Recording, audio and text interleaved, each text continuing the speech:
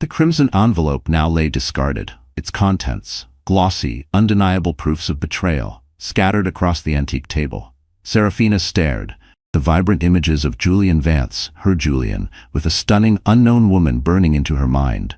The photographs spilled onto the polished wood like shards of broken glass, each one a dagger to Serafina's heart. A strangled sob escaped her, raw and ragged. Disbelief warred with a cold, creeping certainty that tightened its icy grip around her, stealing her breath. This couldn't be Julian, not the man whose laughter was the soundtrack to her happiest moments, whose touch was her safest harbor. Could it? The woman in the photos was laughing, her head thrown back, her hand possessively on Julian's arm. They were in a restaurant, candlelight glinting off her jewelry, off Julian's seemingly adoring eyes. Another photo showed them emerging from a hotel, linked arm in arm, their expressions intimate, sated. Each image was a fresh wave of nausea, a physical blow. Her mind, a maelstrom of confusion and pain, flashed back, seeking refuge in the sunlit memories of their beginning. Their eyes had first met across a crowded room at a glittering charity auction for a children's hospital. She, Serafina Hayes, a quiet literature enthusiast with dreams of publishing her own poetry, had been volunteering, a little overwhelmed by the opulence, by the sheer voltage of wealth and power that crackled in the air. He, Julian Vance, the prodigy behind the sprawling tech empire Vance Corp Global, was the event's celebrated benefactor, a man whose face graced magazine covers and whose name was synonymous with innovation and ruthless success. In a moment of flustered distraction, navigating the throng with a tray of canapés, she'd stumbled, sending a flute of champagne cascading down the front of his impeccably tailored bespoke suit. Mortified, her apologies had tumbled out, a crimson blush staining her cheeks, certain she'd be dismissed, or worse. But Julian hadn't been angry. Instead, he'd thrown back his head and laughed, a rich, genuine sound that had disarmed her completely, echoing surprisingly warmly in the grand ballroom. A memorable way to make an introduction, he'd said, his eyes, the color of warm whiskey, crinkling at the corners with an unexpected kindness. Perhaps fate has a rather dramatic sense of humor. There was an instant spark, an unlikely connection between the billionaire titan and the gentle poet. Their conversation that night had flowed effortlessly. From art, he'd surprised her with his insightful knowledge of obscure Renaissance painters, and philanthropy, his passion for the children's hospital, was palpable. To the very meaning of success, forging a bond that felt both sudden and profound. He'd listened, truly listened, when she spoke of her poetry, his gaze never wavering.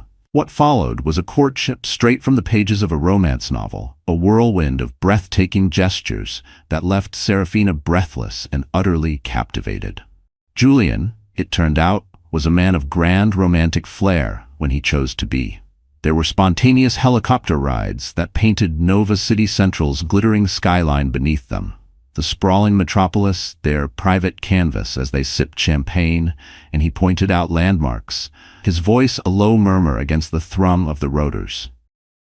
Midnight strolls through the hushed, moonlit paths of Lumina Park, where he'd confessed his fears and ambitions, the vulnerabilities hidden beneath the billionaire's armor, his voice a low rumble against the city's distant hum. He'd even once cut short a crucial international deal in Hong Kong, a deal worth millions, flying halfway across the world just to be home for her birthday, surprising her not with extravagant jewels, but with a single, perfect gardenia, her favorite, a flower whose delicate fragrance filled her small apartment for days. He'd loved her quiet strength, the way she saw the world through a poet's eyes, finding beauty in the mundane, a perspective so alien, yet so alluring to his own laser-focused, results-driven worldview. In turn, Serafina had introduced Julian to a life beyond boardrooms and balance sheets, a world of simple, unpretentious joys. Picnics in the countryside with her parents, Arthur and Eleanor Hayes, filled with easy laughter, slightly burnt homemade scones, and stories of her childhood. Hours spent reading to children at the local Havenwood District Library, her gentle voice weaving magic into old tales, Julian watching from the back, a rare soft smile playing on his lips. She grounded him, he often said, his hand covering hers, anchoring him to a reality far more genuine than the rarefied air of his corporate world.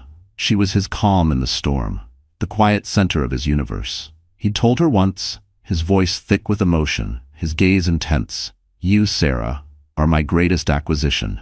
It had made her laugh, a light, tinkling sound, but the sincerity in his eyes, the depth of feeling, had been unmistakable, a promise she'd held close to her heart. Their wedding was an intimate affair, a stark contrast to the usual billionaire extravaganzas that splashed across society pages. They exchanged vows under a sprawling ancient oak tree in the gardens of his magnificent Silver Strand Bluffs estate, its branches reaching out like protective arms. A canopy of starlit blooms, jasmine and moonflowers, their scent intoxicating in the evening air, and thousands of twinkling fairy lights were their only witnesses, far from the prying lenses of the paparazzi he so despised. Serafina, radiant in a simple, vintage-inspired lace gown that whispered of timeless elegance, had clutched a bouquet of wildflowers she'd picked herself that morning. Julian, dashing in a classic tuxedo, his usual formidable aura softened by an undeniable tenderness, had eyes only for her. Her father, Arthur, a retired music teacher with a gentle soul and eyes that mirrored Sarah's own kindness, had walked her down the petal-strewn aisle, tears of pride and a touch of understandable sorrow shining in his eyes as he gave his beloved daughter away. Guests, a small, carefully curated collection of their closest friends and family, still recalled Julian's vow, his voice uncharacteristically husky, thick with an emotion that vibrated through the quiet garden. "I promise to shield you from all storms, Serafina, as you have sheltered me from the tempest of my own ambitions. You are my peace, my truth."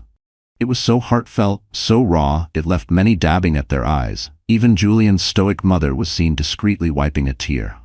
The union had felt blessed, a fairy tale come to life. For a time, it truly was. And soon, that fairy tale was to include another chapter. She was expecting their first child, a tiny precious secret they had cherished. A new bud of hope on their seemingly perfect love, a confirmation of their shared future. But paradise, it seemed, was not immune to serpents.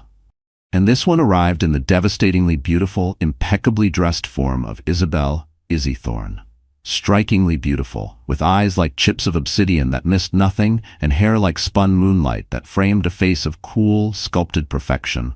Isabel was Vance Corp Global's new, highly touted head of marketing. She possessed a razor-sharp intellect, a prestigious Harvard MBA, a resume that glittered with a string of audacious international successes, and an ambition that burned with a fierce, almost predatory gleam in her intelligent eyes. She was a woman who knew precisely what she wanted, and it soon became terrifyingly, sickeningly clear to anyone paying attention that what she wanted was Julian Vance, his power, his name, and everything that came with him.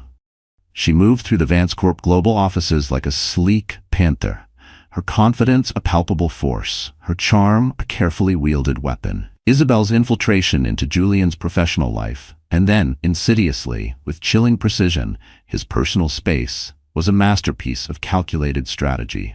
It began innocuously enough, with late-night strategy sessions in his sprawling, minimalist office on the top floor of the Vance Corp Tower, the city lights of Nova City Central, a glittering, indifferent backdrop to her subtle machinations.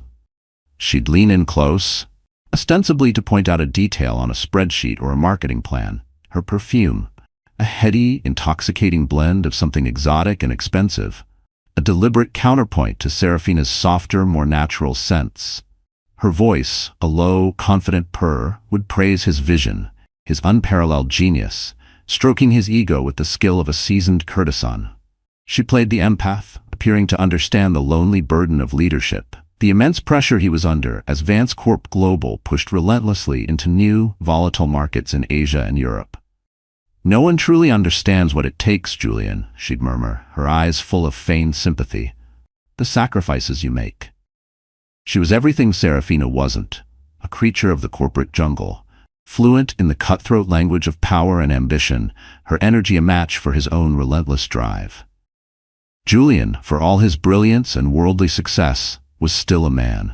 His love for Serafina was a deep, foundational part of him, an anchor he believed was immutable. Yet, the relentless, soul-crushing demands of his empire were undeniably taking their toll. He was weary, stretched thin, the lines of stress more pronounced around his eyes. Isabel's targeted admiration was a potent balm to his increasingly frayed ego. her shared corporate fervor a refreshing, if dangerous, change from the quiet, contemplative, literary world Serafina inhabited. He found himself lingering after meetings, drawn into conversations that were intellectually stimulating, yes, but also charged with an unspoken perilous energy. He found himself thinking about the encrypted USB drive more often, the one tucked away in his private office safe. It wasn't just about the sensitive merger documents for the colossal acquisition that could either solidify his legacy or shatter his company. It represented the immense weight on his shoulders, the secrets and strategies that he couldn't share. Not even with Sarah. The stress was immense. The nights often sleepless, filled with pacing and endless scenarios. And Isabel was always there.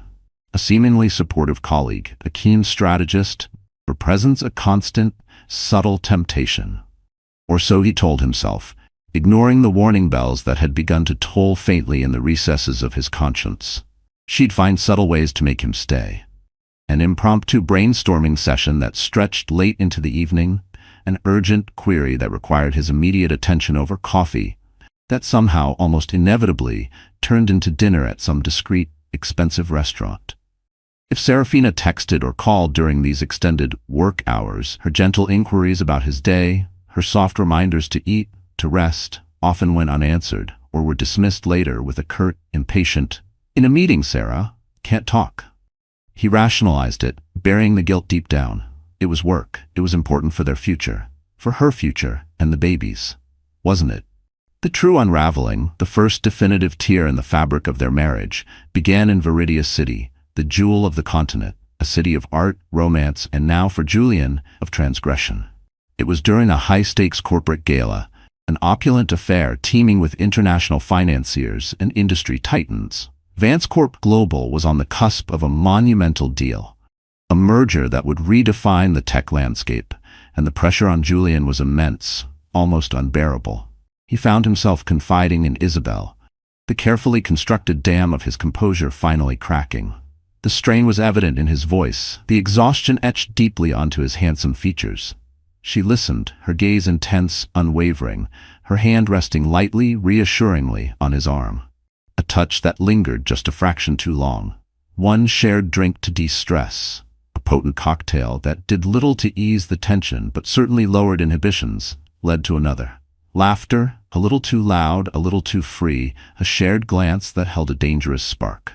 Later, when the gala began to wind down, she suggested a walk, a moonlit stroll along the serene banks of the Vidian River, the city's ancient architecture a romantic, almost dreamlike silhouette against the inky sky. The air was soft, scented with night-blooming jasmine. And then the stolen kiss, or perhaps not so stolen. It tasted of expensive wine, of recklessness, of impending doom, a line crossed irrevocably. The world for Julian tilted on its axis. Guilt, sharp and immediate, a visceral sickness, gnawed at Julian's conscience. He loved Serafina. She was his wife, the woman carrying his child, his anchor, the gentle soul who had brought light into his often shadowed world. What had he done? But the thrill, oh God, the thrill of Isabel's brazen confidence, their shared, almost feverish ambition, the sheer intoxicating newness of her attention. It pulled him closer, a moth to a dangerous, alluring flame. He was a man caught in a current, too weak, or perhaps in that moment of exhilarating recklessness, too willing to swim against it. This wasn't just about a kiss, he knew with a sinking heart. This was a betrayal that cut to the very core of who he thought he was, of what he believed he valued. When Julian returned to Nova City Central, to the opulent, art-filled penthouse he shared with Serafina, he carried more than just his designer luggage and a briefcase full of deal notes. The faint, exotic scent of Isabel's perfume, something dark and musky, a blend of sandalwood and something unnamably provocative, so unlike Serafina's light, ethereal fragrance of white tea and gardenias, clung to his clothes like an invisible, damning accusation. He was distant, his eyes holding a new, unreadable shadow, a haunted quality she'd never seen before. Serafina, perceptive and deeply attuned to her husband's moods, a skill honed over years of loving him, noticed the shift immediately. It wasn't just tiredness, it was a wall, suddenly erected between them. That evening, as he stared blankly at a financial report projected onto the wall of his study, a tumbler of expensive amber liquid untouched beside him, she approached him, her heart aflutter with a nascent, sickening anxiety. "Julian," she began, her voice soft, hesitant, laced with a concern he no longer seemed to register, a concern that felt almost intrusive in the sudden chill of the room. "Is everything all right? You seem different, far away."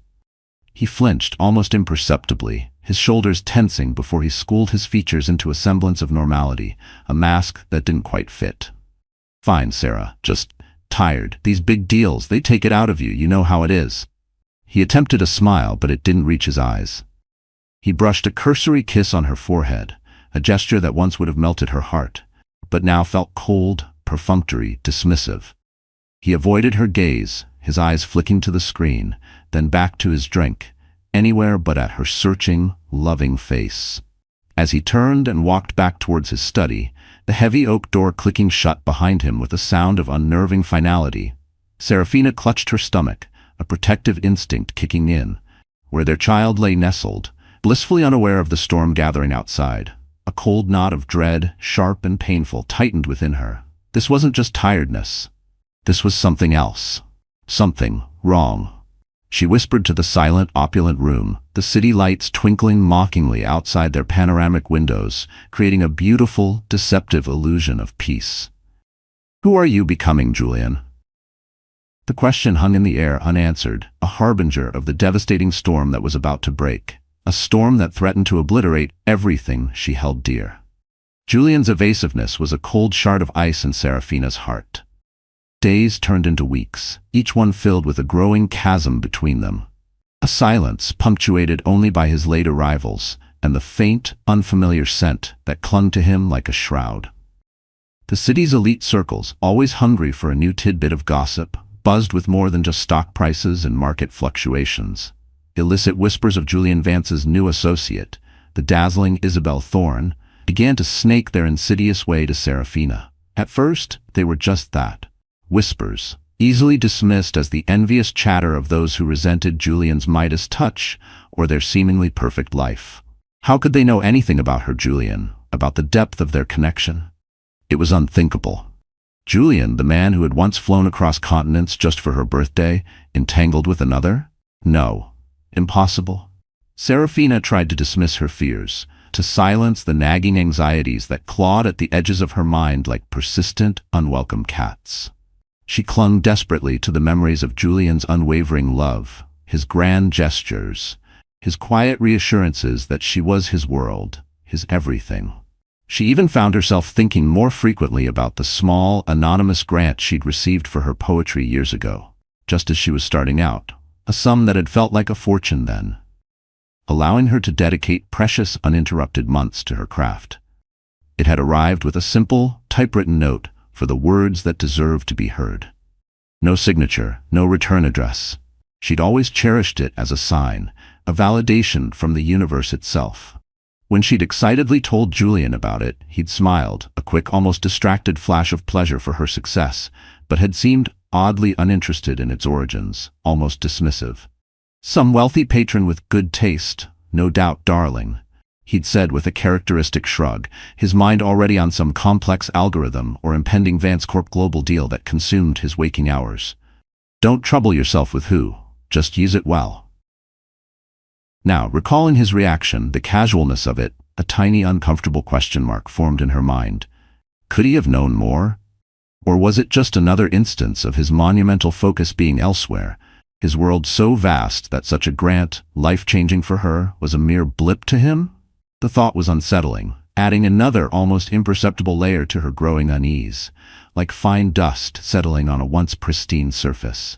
Her friend, Genevieve Croft, a well-connected society columnist with a razor-sharp wit, a penchant for both vintage champagne and fresh scandal, and an almost maternal affection for Serafina, tried to gently, cautiously warn her.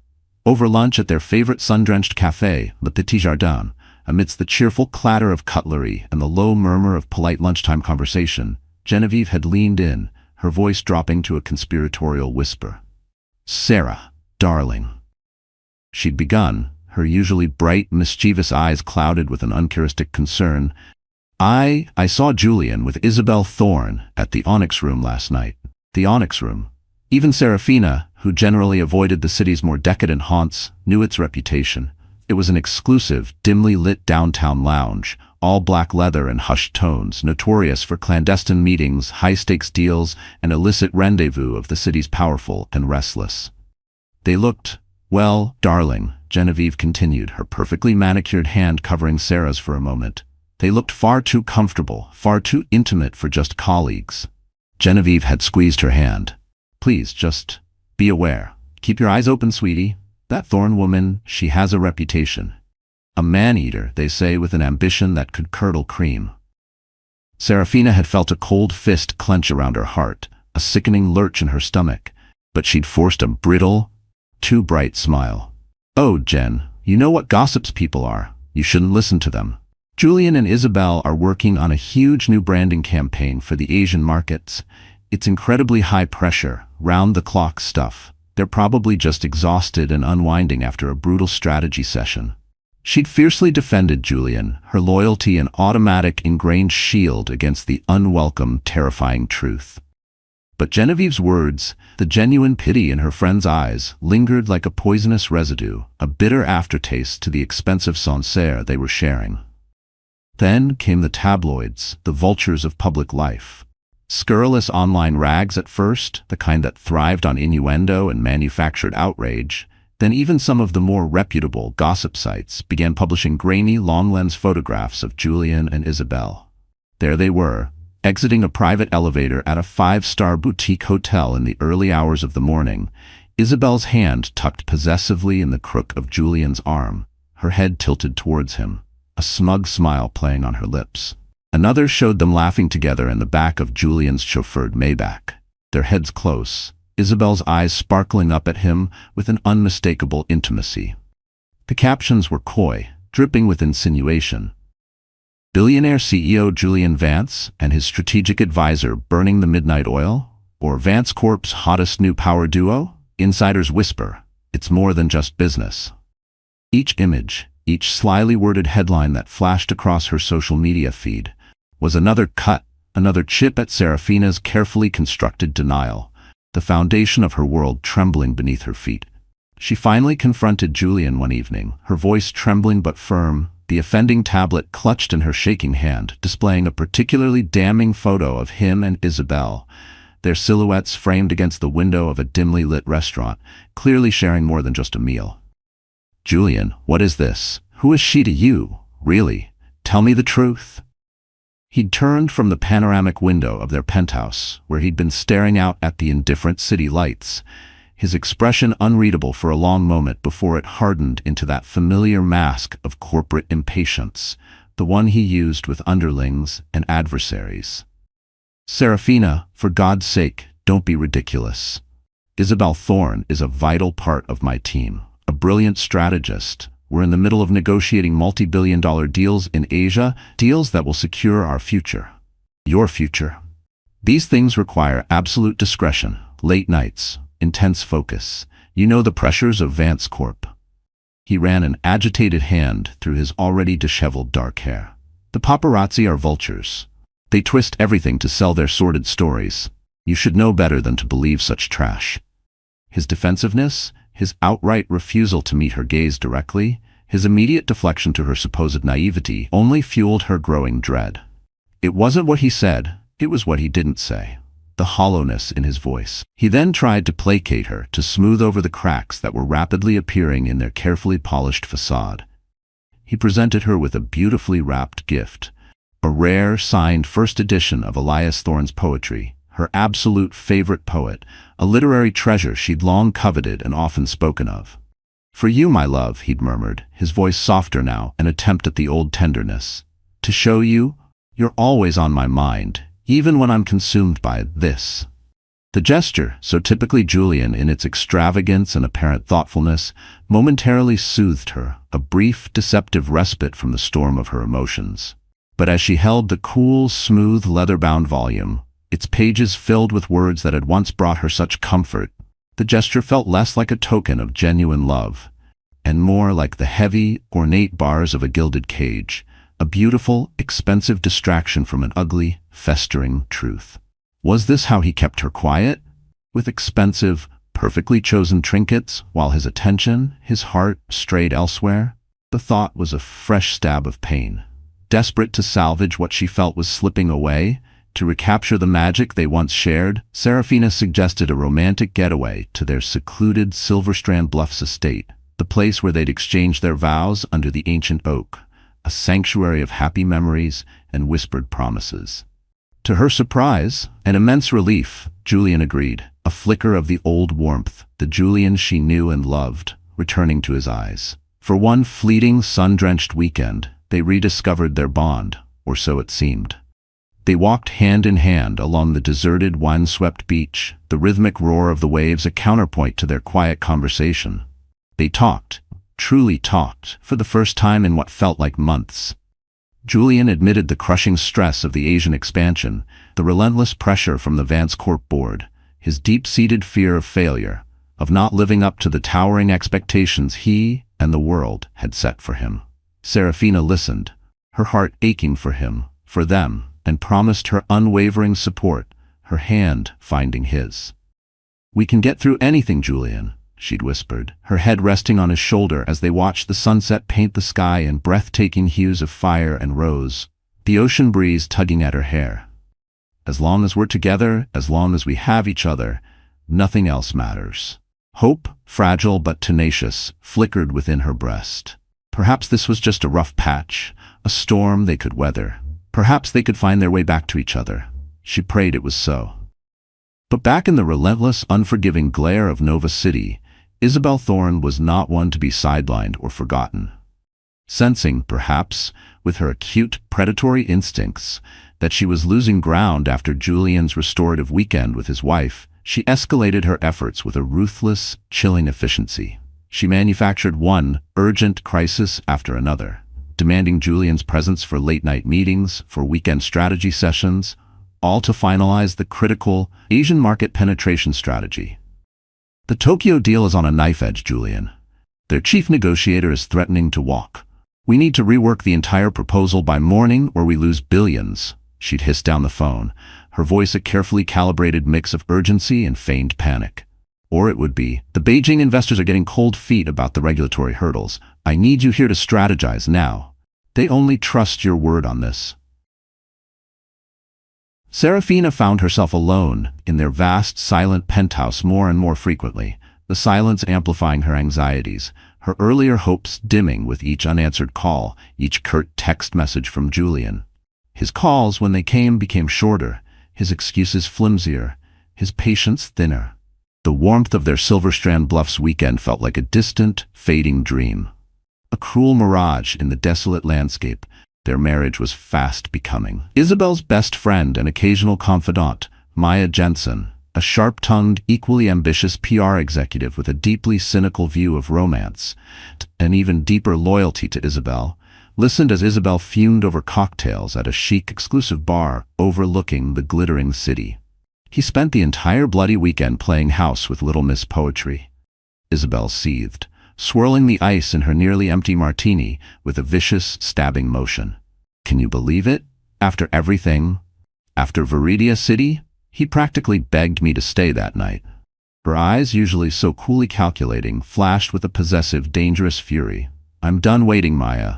I'm done being his dirty little secret, his convenient escape. If he won't choose, then I'll force his hand. Serafina needs to know the truth, the whole truth. It's almost an act of charity, don't you think? Putting her out of her blissful, pathetic ignorance." Maya raised a perfectly sculpted eyebrow, a silent question in her gaze, but said nothing, long accustomed to Isabel's dramatic pronouncements and her friend's unwavering, ruthless ambition. She knew that look in Isabel's eye. The game was about to enter its endgame. And so, Isabel began to meticulously, almost lovingly, collect her arsenal of evidence. Intimate selfies taken in opulent hotel rooms, their faces flushed with champagne and illicit passion, Julian's arm draped carelessly, possessively, around her bare shoulders. Copies of receipts from clandestine dinners at Michelin-starred restaurants, documenting exorbitant champagne charges that would make a sultan blush, dates and times circled with a vindictive flourish. She even, with chilling foresight and a complete lack of compunction, managed to retrieve a short, damning audio recording from her phone. A snippet of a hushed, late-night conversation. Julian's voice, thick with a desire Serafina hadn't heard directed at her in months, murmuring Isabel's name, followed by whispered promises he clearly never intended to keep with his wife. Promises of a future that didn't include Serafina. One evening, while Julian was supposedly engrossed in a crucial international conference call in his home study, a call Isabel herself had orchestrated to ensure his distraction, Isabel, a guest in their home under the guise of a critical work session, made a daring, brazen move. She subtly attempted to access his personal laptop, which he'd carelessly left open on his desk, her fingers flying over the keyboard with practiced ease, searching for anything else she could use, perhaps even information related to the highly sensitive, encrypted USB drive she knew he kept locked away in his private safe, a drive rumored to contain the keys to his entire kingdom.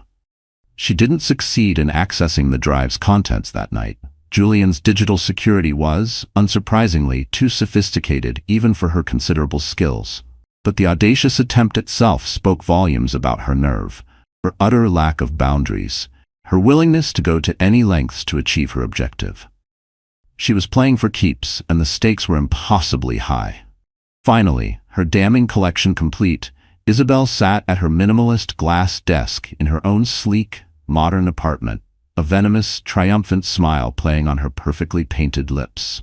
She took a plain brown manila envelope, chillingly similar in its stark anonymity to the crimson one that had first heralded disaster for Serafina, yet somehow more brutal in its stark, unadorned utility.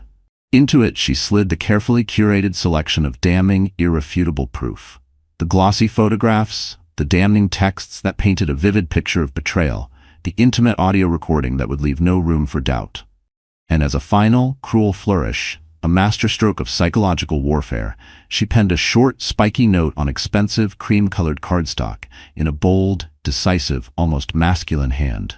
He says he loves you. Ask him about us. Ask him about last night, a concerned friend. The anonymity, she knew, would be all the more insidious. Isabel sealed the envelope with a decisive, satisfied lick, a chilling smile of pure, unadulterated satisfaction still gracing her features. "Consider this my official introduction, Mrs. Vance," she murmured to the sealed package, holding it up as if toasting a victory, "and my resignation from the uncomfortable, inconvenient shadows." She then handed it to a discreet, anonymous courier, a man who asked no questions and left no trace, with very specific, untraceable instructions for its immediate delivery to Miss Serafina Hayes at her private residence, ensuring it would bypass any of Julian's ever-watchful, fiercely loyal staff or well-meaning, protective gatekeepers. The fuse had been meticulously lit. The explosion was now, finally, imminent. The courier, a nondescript man in a plain jacket, handed Serafina the brown envelope with an impassive expression. "Urgent for Miss Hayes," he'd said, his voice flat, before disappearing as quickly as he came, melting back into the city's indifferent bustle. Her heart hammered against her ribs. This felt different, heavier, more ominous than the crimson one that had first shattered her peace.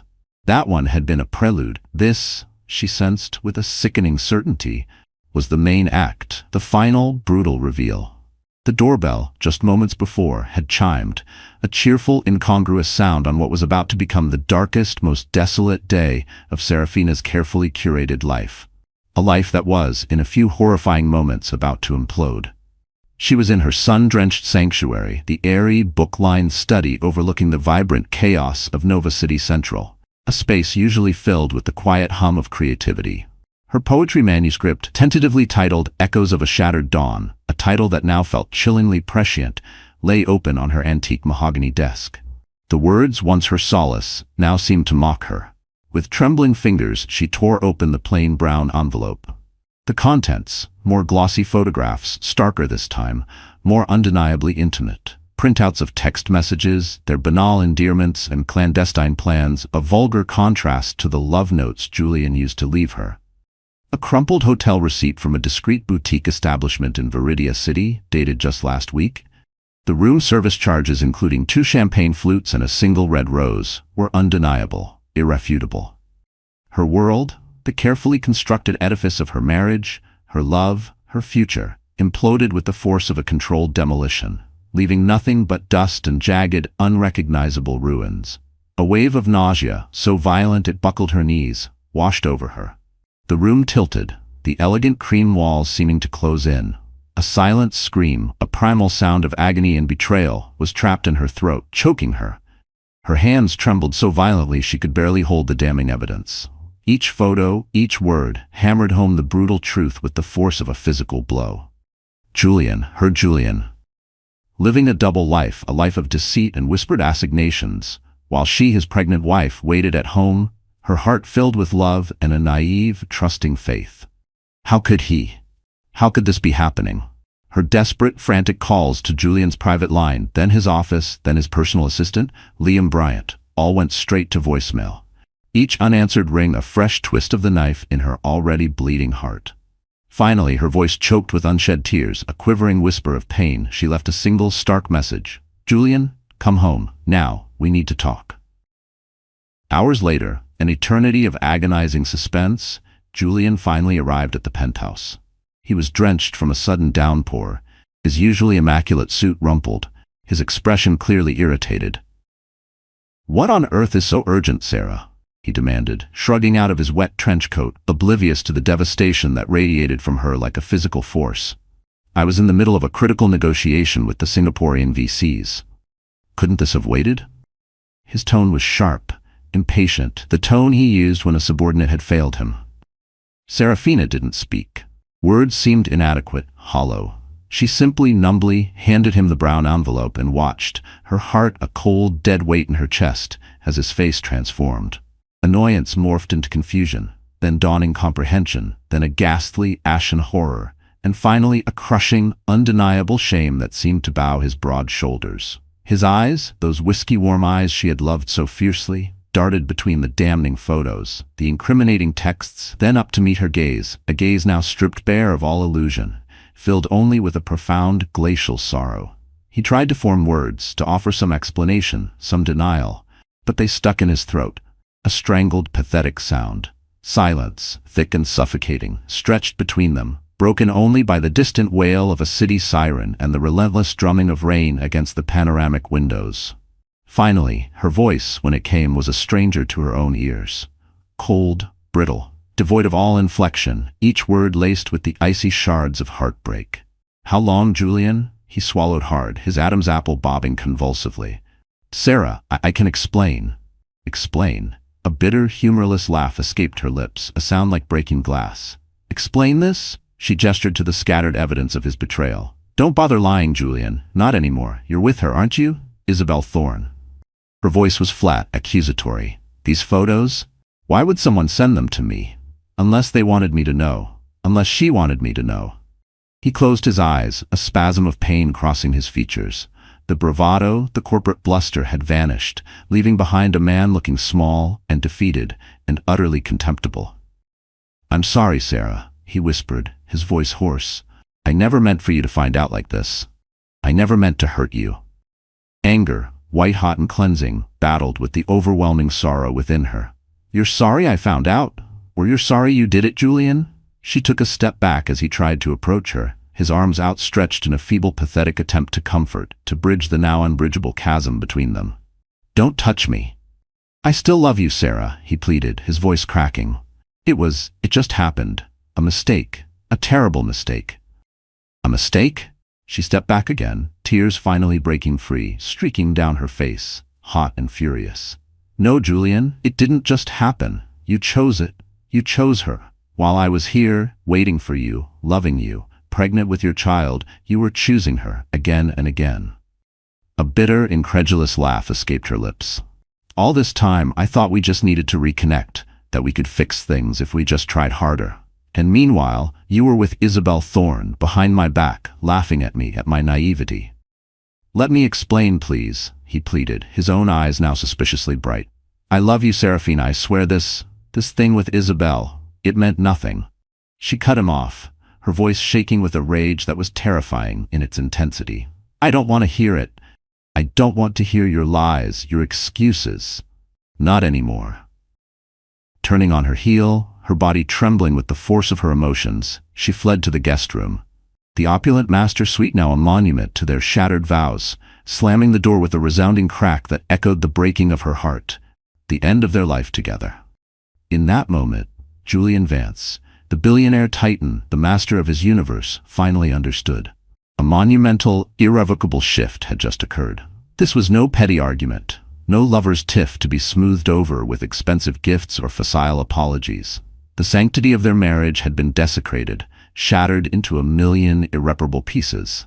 And he, in his arrogance, his weakness, his monumental folly, had no clue how to even begin to piece it back together. He had destroyed everything that truly mattered. Meanwhile, across town, in her sleek, minimalist apartment, Isabel Thorne, blissfully unaware of the true depth of the devastation she had unleashed, placed a call to Julian. She expected to hear triumph in his voice, perhaps even relief.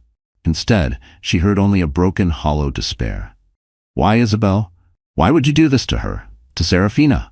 His voice was raw, ragged with a pain she hadn't anticipated, and frankly, didn't care about. Her reply was as cold and sharp as ice. "You wouldn't make a choice, Julian. You were trying to have it all. I simply facilitated the decision-making process. Now we can finally be together, out in the open. No more sneaking around." Her voice held a note of possessive triumph. Julian recoiled as if struck. For the first time he saw Isabel's ambition laid bare, stripped of its seductive veneer, and it was a chilling, ugly sight. "There is no us, Isabel," he whispered, the words tasting like ash in his mouth. There never truly was. He ended the call, leaving Isabel staring at her phone in stunned, furious disbelief, her carefully constructed victory suddenly feeling a little less sweet, a little more hollow. The next morning, as a pale, watery dawn broke over the indifferent city, Serafina emerged from the guest room. Her eyes were swollen, her face pale, but set in an expression of grim resolve. She carried a single, small suitcase. Julian, who had kept a sleepless vigil outside her door, his pleas and apologies unanswered, looked up, his face a mask of haggard despair. She refused to meet his eyes. Without a word, she summoned the private elevator and left the opulent penthouse, the gilded cage that had become her prison, without a backward glance. Over the next few days, the world exploded. "Vance Billionaire's marriage crumbles amidst scandal," screamed the headlines. "Tech Titan's torrid affair exposed." Paparazzi, like a pack of hungry wolves, hounded Serafina, camped outside her parents' modest suburban home where she had sought refuge. Arthur Hayes, her gentle father, was livid, his usual mild demeanor replaced by a protective fury. Eleanor, her mother, was simply heartbroken, her quiet tears a testament to the trust that had been so cruelly betrayed. "We trusted him, Sarah," she'd whispered, her voice cracking as she held her weeping daughter. "We thought he would cherish you." Serafina, moving through a fog of pain and public humiliation, knew she had to act. She contacted Lenora de Vries, a formidable, take-no-prisoners divorce attorney renowned for her discretion and her ruthless efficiency in dismantling the empires of unfaithful husbands. Their first meeting took place in de Vries's starkly elegant Nova City Central office. Julian arrived first, looking like a ghost of his former self, haggard, dark circles under his eyes, his expensive suit hanging limply on his frame. He seemed to have aged a decade in a single devastating week. The air in the conference room was thick with unspoken accusations and palpable grief. When Lenora de Vries began to outline the potential for a very generous settlement, given Julian's flagrant adultery and vast wealth, Serafina held up a hand, her voice surprisingly steady. "Miss de Vries," she said, her gaze fixed on a point beyond Julian's bowed head, "I appreciate your diligence, but I don't want his money. Not a penny more than is necessary for practicalities." A tear escaped and traced a path down her cheek. "I want a clean break. I want my name back. I want to continue my oversight of the Vance Hayes initiative, because that was ours, and it matters." Her dignity, even in the face of such profound betrayal, was breathtaking. Julian, his face ashen, could only nod his agreement to all terms, his remorse a raw, gaping wound. He was desperate to end her pain, the pain he had so carelessly inflicted. The meeting ended. As they exited the imposing law office building onto the bustling Nova City street, the cacophony of the city a jarring contrast to the funereal silence that had enveloped them, Julian made one last, desperate attempt. "Sarah," he pleaded, his hand reaching for her arm, a touch she instinctively recoiled from. Sarah, I'm so sorry. For everything, I don't expect you to forgive me. But if there's any chance, anything I can do. She finally looked at him then, her beautiful eyes, once so full of love and adoration for him, now filled with an ocean of tears and an unutterable sadness. She slowly shook her head, the tears sliding unchecked down her pale cheeks. There isn't, Julian, she whispered, her voice barely audible above the city's roar. There's nothing left to say. Goodbye, Julian. And with that, she turned and walked away, hailed a taxi, and disappeared into the stream of yellow cabs, leaving him standing alone on the sidewalk, the city lights beginning to blur through his own unshed tears. Inside the taxi, as the cityscape blurred past, a single defiant sob escaped Serafina. But then she straightened her shoulders, a tiny nascent spark of resilience igniting within the desolate landscape of her heart. He will not break me, she vowed silently, clutching the worn leather-bound journal that held the first raw verses of Echoes of a Shattered Dawn. He will not break me. The path ahead was uncertain, shrouded in mist and pain, but for the first time in a long time, it felt like her own. As the taxi speeds away from the opulent towers of Nova City Central, leaving behind the glittering cage of her marriage, Serafina clutches a small, worn notebook to her chest. Inside, the first lines of Echoes of a Shattered Dawn are already taking shape, a testament to the storm she's weathered and the unknown shores ahead. A new chapter, penned in her own ink, was about to begin. 2 years later, the name Serafina Hayes, once a society footnote, a quiet appendage to the dazzling Julian Vance, was now whispered with a hushed admiration in literary circles, while Julian Vance himself remained a king on a visibly crumbling throne of regret. Time, the great healer, the relentless river, had forged new landscapes from the wreckage of their old world. Serafina had found her sanctuary, not in another grand estate or a high-rise apartment with soulless panoramic views, but in a modest, sun-dappled apartment nestled on a quiet, tree-lined street in the Havenwood district. It was small, perhaps a little shabby around the edges, but it was hers. Books overflowed from every shelf, spilling onto tables and chairs, a testament to her enduring love for the written word. Sunlight, unfiltered and warm, streamed through the large casement windows, illuminating dust motes dancing in the air and casting a golden glow on the worn velvet armchair where she spent hours writing, her faithful rescue greyhound Griffin asleep at her feet. Her poetry collection, the raw, searingly honest Echoes of a Shattered Dawn, had been published by a respected independent press and had become an unexpected, quiet, critical success. Critics lauded its emotional depth, its unflinching portrayal of heartbreak, betrayal, and the slow, arduous journey towards healing. She had dedicated it simply for those who find strength in the broken places. Her closest friend, the vibrant and fiercely loyal Chloe Sharma, a textile designer with a booming laugh and an even bigger heart, had been her rock throughout the agonizing divorce and its aftermath.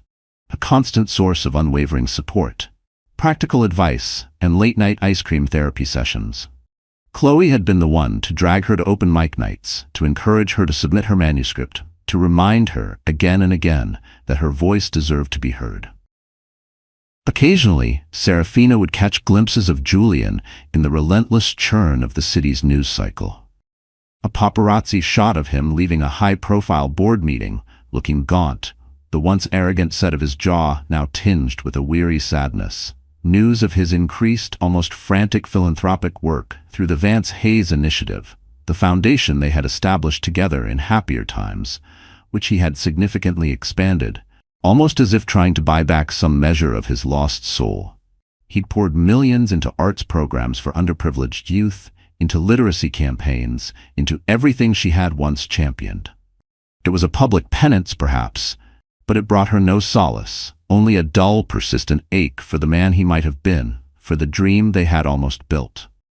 His haunted look in those candid photographs was a world away from the confident, charismatic titan she had married. He looked diminished.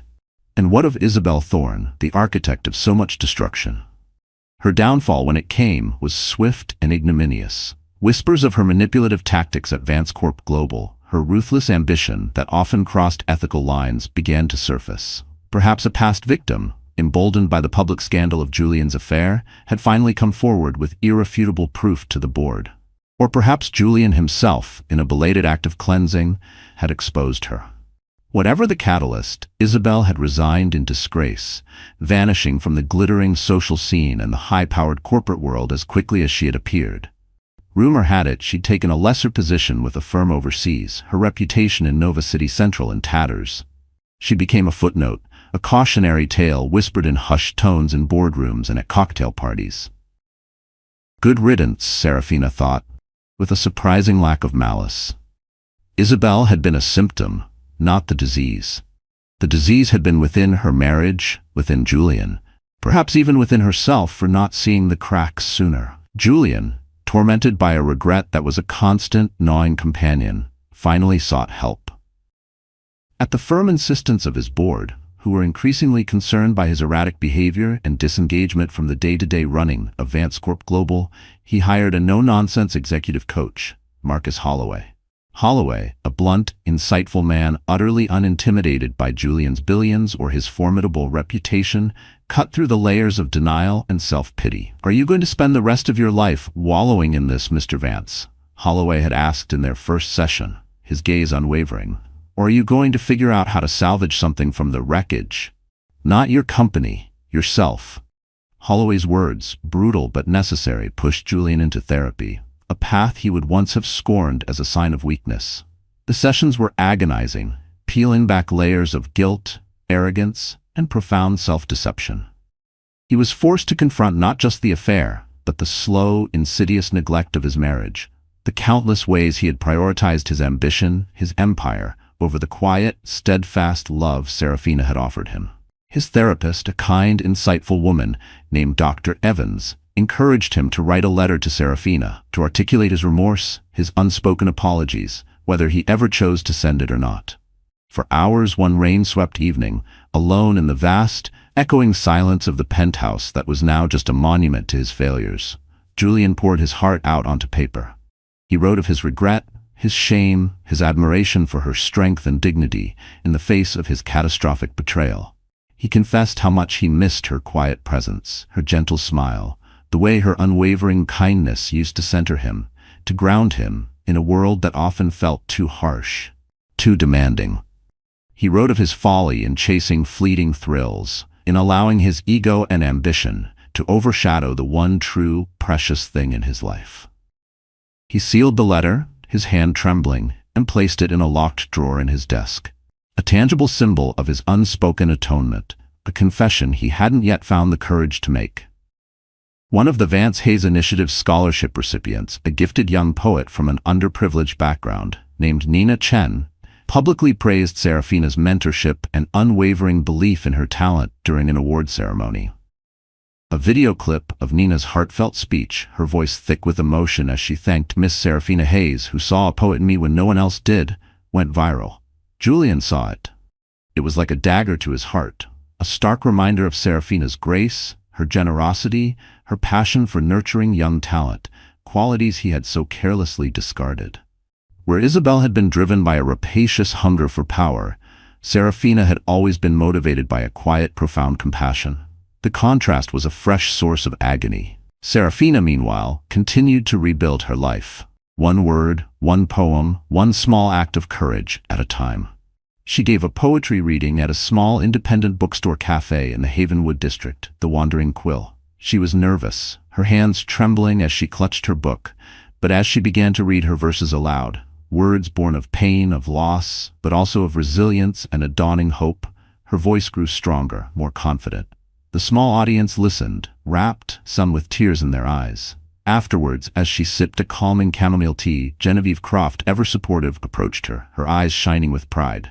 "That was magnificent, Sarah. Truly. You laid your soul bare, and it was beautiful." Genevieve hesitated, then added softly, I saw Julian recently at a charity auction. He looks utterly lost, darling, haunted." A pang of old sorrow, a ghost of what was, twisted in Serafina's chest, but she forced a small, composed smile. "Thank you for telling me, Jen. But I can't let myself dwell on that. It still hurts too much." Fate, however, has a peculiar way of orchestrating unexpected encounters. of weaving threads you thought had long been severed. Serafina was at the bustling downtown offices of the Vance Hayes Initiative, a place she still visited regularly to oversee the programs she had helped create. She had retained her role on the board, a small, fierce act of defiance, a refusal to let Julian's betrayal erase everything they had once built together. As she was reviewing applications for a new round of scholarships, the receptionist, Liam Bryant, Julian's former fiercely loyal personal assistant, now, surprisingly, dedicating his considerable organizational skills to the foundation, buzzed her intercom, his voice hesitant. "Miss Hayes, Mr. Vance is here. He says it's about the annual budget review. He's asking if you have a moment." Her heart leaped into her throat, a frantic, trapped bird. Julian, here. She hadn't seen him, truly spoken to him beyond curt, legally mandated exchanges, in almost 2 years. Composing herself with an effort that cost her dearly, she took a deep breath. She couldn't refuse. It was, after all, as much his foundation as hers. "Send him in, Liam," she said, her voice cooler, steadier than she felt. She steeled her nerves, reminding herself to remain professional, detached. Julian entered her small, sunlit office, looking weary, older than his years, but sincere. The arrogant swagger was gone, replaced by a quiet, almost hesitant deference. He offered a small, uncertain smile that didn't quite reach his haunted eyes. "Serafina, thank you for seeing me." "Julian," she acknowledged, gesturing coolly to the chair opposite her desk. "Let's keep this brief. What do you need regarding the budget?" He swallowed, the sound audible in the suddenly tense room. The board suggested significantly raising the scholarship fund, given Vance Corp's improved financial outlook this quarter. "I wanted to get your thoughts before formalizing the proposal." He handed her a detailed spreadsheet. She scanned it, forcing herself to focus on the numbers, to ignore the memories, the ghosts that threatened to resurface, to ignore the familiar, subtle scent of his cologne. A scent that had once meant comfort, security, love. Their meeting was uncomfortably cordial, strictly business, with neither acknowledging the emotional minefield that lay between them, the vast, unspoken history. When they had concluded the formalities, Julian lingered, his hand resting on the doorknob. I'm glad you're still involved here, Sarah," he said, his voice soft, almost tentative. "Your passion for these students, for this work, it was always inspiring." She nodded curtly, her gaze fixed on a framed photograph of a smiling scholarship recipient on her desk. "It was important to me. It still is." A pause stretched thick with unspoken words, with years of pain and regret. He looked at her then, his eyes filled with a longing so profound, so raw, it almost made her flinch. "Serafina," he began, his voice barely a whisper, "I know it's not my place, but could we possibly talk sometime? Properly? Not about budgets or foundations, but about us? About what happened?" Her heart thumped painfully in her chest. She recalled the betrayal, the humiliation, the endless nights spent weeping into her pillow, the sheer soul-crushing agony of it all. The old wounds, though scarred over, still ached with a phantom pain. Yet she also, in that same betraying instant, remembered the sound of his laughter, the way he used to gently tuck a stray strand of hair behind her ear, the feeling of his hand in hers. "No," she told herself fiercely, "this conversation changes nothing. He is not the man you loved." She met his pleading gaze, her own carefully blank. "I don't think that's a good idea, Julian," she responded, her voice steady, betraying none of the turmoil within. "There's nothing left to say." He gave a hollow, almost imperceptible nod, the light in his eyes dimming further. I understand." Turning, he left quietly, leaving behind the faintest trace of that once comforting cologne, not an aching void in the room. That night, Serafina wrestled with conflicting emotions. She yearned to move forward, to leave the ghost of Julian Vance firmly in the past. Yet, she couldn't deny the curious, unwelcome pang his haunted eyes had evoked in her. It was just residual attachment, she told herself firmly. After all, you can't spend years loving someone, building a life with them, and then simply feel nothing. But she also reminded herself, with a fierce, protective anger, how deeply, how irrevocably he had hurt her. Days later, during a surprise, unseasonable downpour that lashed Nova City, turning the streets into dark, slick ribbons, Serafina was leaving a small art gallery in the Havenwood district. As she fumbled with her umbrella, a familiar voice called her name, cutting through the drumming rain. "Serafina!" She turned, her heart lurching, to see Julian jogging towards her through the deluge. No umbrella, his dark hair plastered to his forehead, his expensive suit already soaked. "Sarah, please," he gasped, slightly out of breath as he reached her, raindrops streaming down his face. "I saw your car. Please, just give me 1 minute, one coffee, that's all I ask." Her first instinct was to turn, to flee, to escape back into the fragile peace she had so painstakingly built. But something in his eyes, a raw desperation, a genuine contrition she hadn't seen before, made her pause. The city was a gray, blurred watercolor around them, the rain a curtain isolating them in that moment. She waited, silent, as he caught his breath, blinking away the rain that mingled with what looked suspiciously like unshed tears. "I've been wanting to talk to you for so long, Sarah," he said, his voice raw, vulnerable. "I know I have no right to ask, but please, can we just get a coffee, just to talk properly?" She searched his eyes, seeing the ghosts of their past, the pain of their present, and perhaps, just perhaps, a flicker of something else. Hope? Redemption? Or was it just her own wishful thinking? The memories of his betrayal, the searing images from those photographs, still flared, but time and her own hard-won healing had softened the jagged edges of her rage, leaving behind a deep, resonant ache that had slowly begun to mend. With a sigh that seemed to carry the weight of years, she finally answered, her voice barely audible above the storm. "All right, Julian, one coffee." They ducked into a nearby unassuming cafe, shaking off the water like two bedraggled birds seeking shelter from a storm. Settling at a small secluded table by the window, the rain lashing against the glass, they ordered cappuccinos, a shared unspoken memory of simpler, happier times when a shared coffee had been a prelude to laughter, to dreams, to love. Julian looked at her then, his voice thick with an emotion he could no longer conceal. "Sarah, I?" Julian takes a shaky breath, the words he's rehearsed 1,000 times in his mind, in the silent, echoing expanse of his therapy sessions, in the dead of night when sleep offered no escape from his tormented conscience, suddenly feeling inadequate, hollow. "Sarah, he began, his voice thick with an emotion that threatened to overwhelm him. The barista, the young woman with kind eyes and an air of discreet incuriosity, set down 2 steaming cappuccinos, their swirling latte art patterns a fleeting, beautiful art. Much like the delicate, almost imperceptible peace that was attempting to settle between these 2 souls, so profoundly shattered by betrayal. The aroma of rich coffee and warm milk mingled with the scent of rain-washed city streets drifting in from the slightly ajar cafe door, a fragile bridge between their fractured past and this uncertain, unwritten present. In the quiet intimacy of the small cafe, cocooned from the storm that still raged outside, Julian finally voiced his profound, soul-deep regret. It wasn't just for the affair, he explained, his words tumbling out in a rush of raw, unfiltered honesty, but for the slow, insidious neglect of their love, for the towering arrogance that had blinded him to what truly mattered, for the immeasurable pain he had inflicted upon her, the woman he had once sworn to cherish and protect above all others. He didn't ask for reconciliation. He knew with a certainty that was a fresh stab of agony that he didn't deserve it, that some bridges, once burned, could never be rebuilt. He asked only for a chance to apologize, truly apologize, without excuses, without justifications. Serafina listened, her gaze fixed on the swirling patterns in her cup, her heart a tumultuous sea of conflicting emotions. The old, searing anger had dulled with time, softened by the slow, arduous process of healing, but the ache, a deep, resonant sorrow, remained.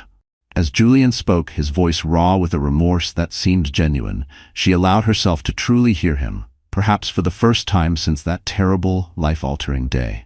When he finally fell silent, his confession hanging heavy in the air between them, she slowly raised her eyes to meet his.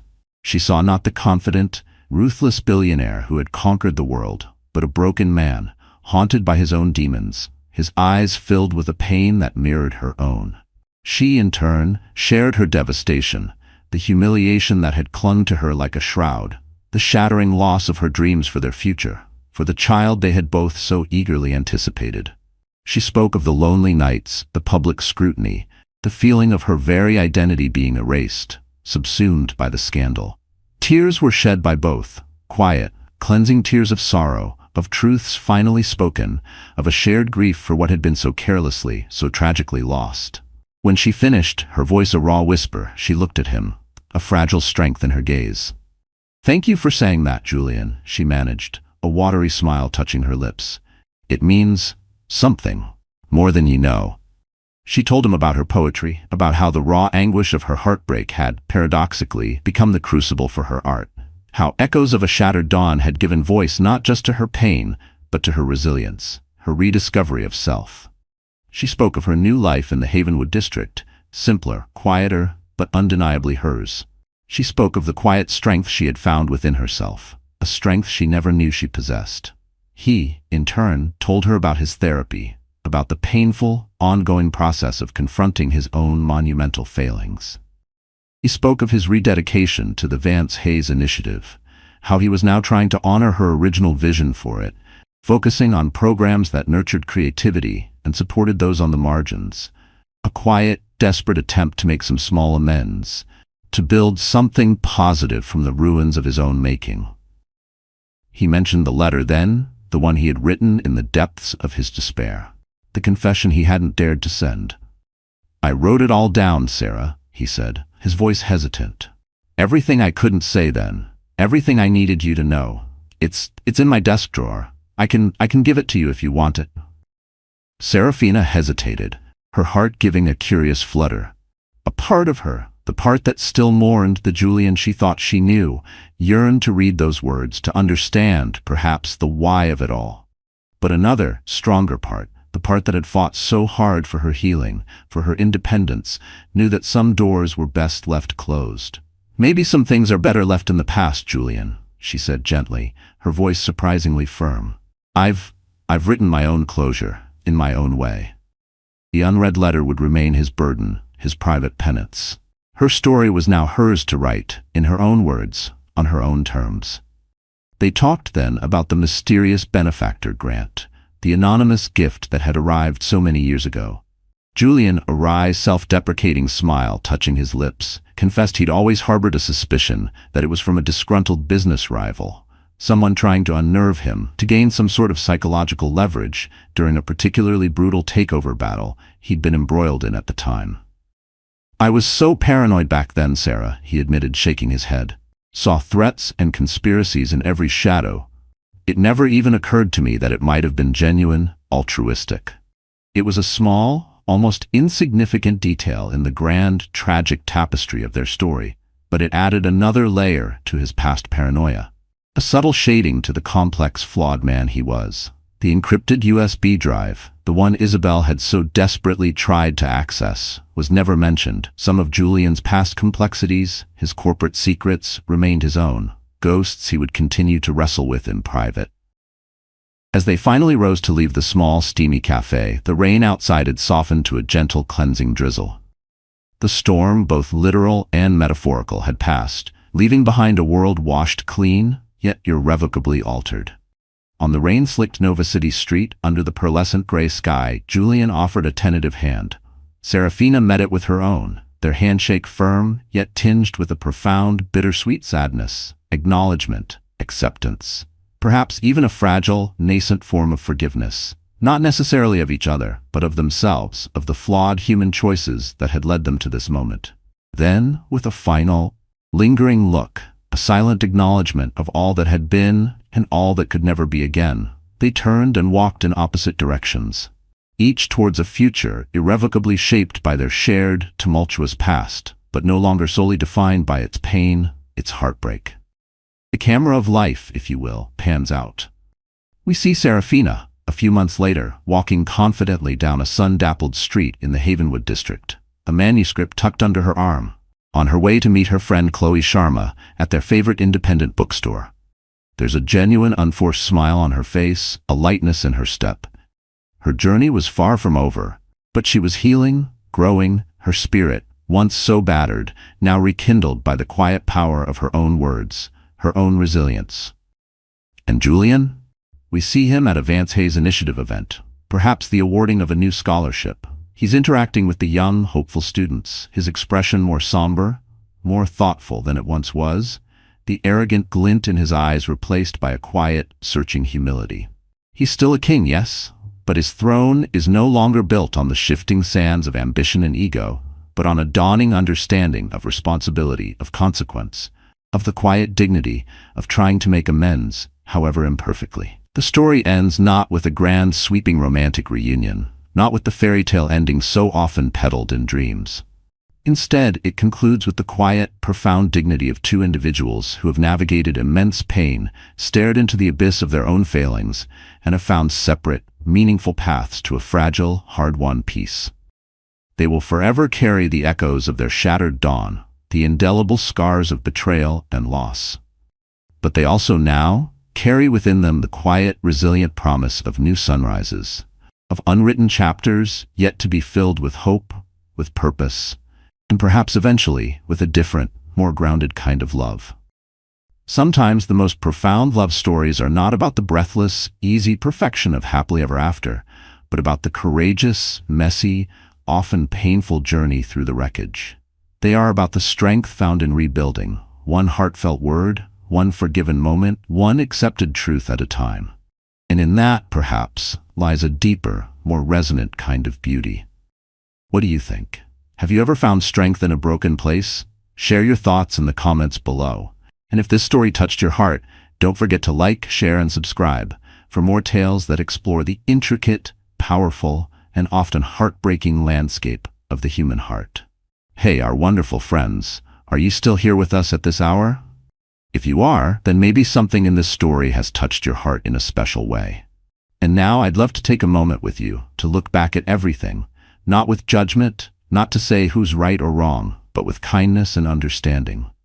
Serafina went through something very painful. She was hurt, betrayed, and heartbroken. But instead of staying in sadness, she chose to heal.